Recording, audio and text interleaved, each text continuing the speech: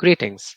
In this experiment, we shall show you how to define the sequential ping experiment using the DO interface. What is the sequential ping experiment? In this experiment, we have two nodes, namely the client and a server. The client pings the server first. When the ping action is completed, the server pings the client back. In this way, the pinging actions occurs in a sequence and hence the name sequential ping. I shall take you through defining this experiment using the textual approach first, and then I shall show you how to define the same experiment using the graphical approach. So let us start with the textual approach. In this scenario, type in client and server and emit a signal. So call the signal ping server sig. So what the statement means is that we want the client to perform an action that is ping server, and after performing the action, we want to emit a signal that is ping server sig. Now, on the server side, when we receive the ping server signal, we want the server to ping the client back. Now we have the two nodes ready. We need a link to exist between these two nodes. Let us type in link client server in the constraints section. So now that we have our actions, our nodes, and the topology ready, we need to associate the actions to certain commands in the binding section. So let us associate ping server, the command ping-c, then server. And let us associate ping client to the command ping-c, then client.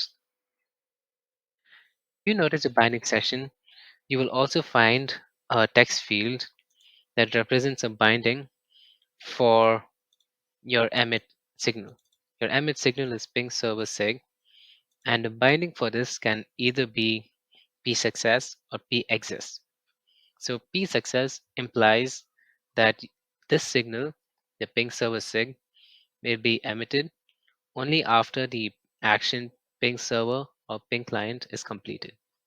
Similarly, if you select the exists option, it implies that the signal ping server sig will be emitted if the action ping server or ping client exists on the respective nodes. So right now, we want the server to ping the client only after the ping server action is completed. So we select psuccess ping server. So there you have it. You, you have successfully defined the sequential ping experiment using the DO interface.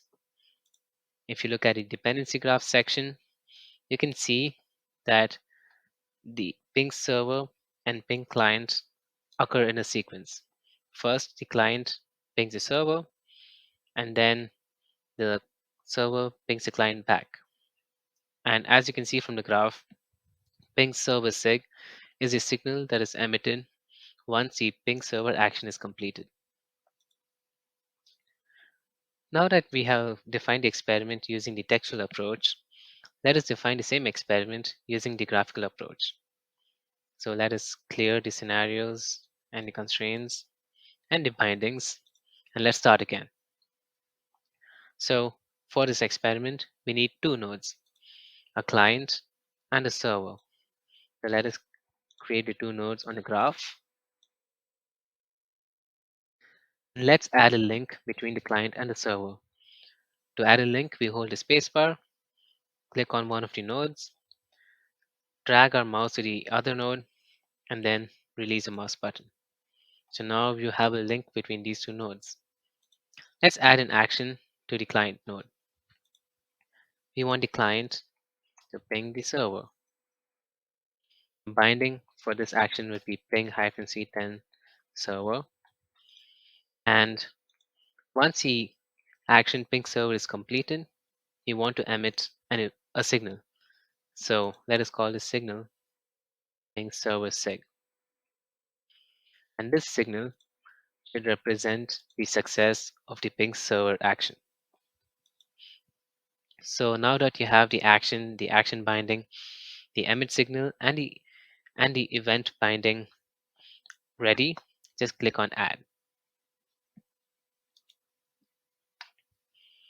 So now that you have the actions ready on the client side, let us add the action to the server side too.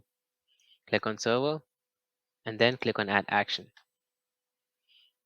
So in this case, your action would be ping client and your binding would be ping-c10 client. And we want this action to be performed only after the trigger signal ping server sig is emitted. So we enable the trigger option and we select ping server sig. And then we click on add. Now, if you have a look at the textual representation, you can see that the respective syntax has been added accordingly to the scenario, constraints, and the bindings. So there you have it. This is how you define the sequential ping experiment using the graphical interface. Thank you.